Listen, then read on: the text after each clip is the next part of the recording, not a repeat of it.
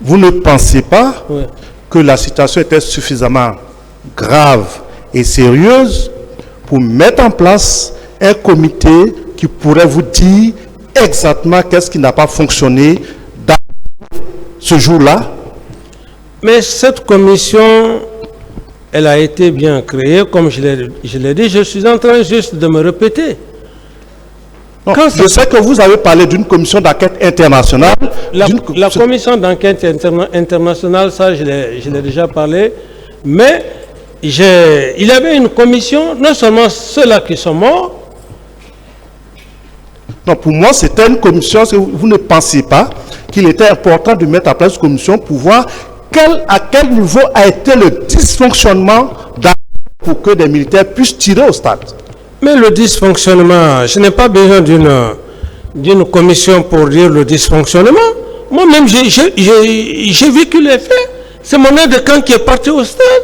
Mais je vais chercher encore qui d'autre pour dire que faites-moi le point de situation. Vous avez dit ici, je crois hier ou avant-hier, que le colonel Tcheboro et Claude Pivy étaient suffisamment armés.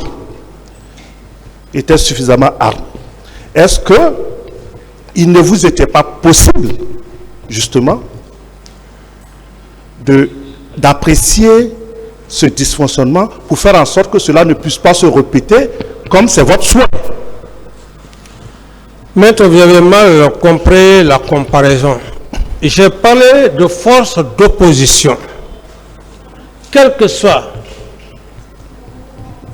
une force puissante, si cette force se rend compte qu'il a déjà une petite force minime, qu'elle soit,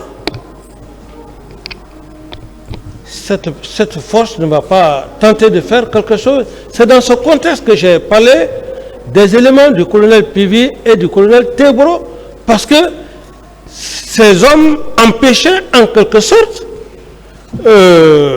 les éléments que M. Touma Diakité gérait. C'est dans ce contexte. Okay.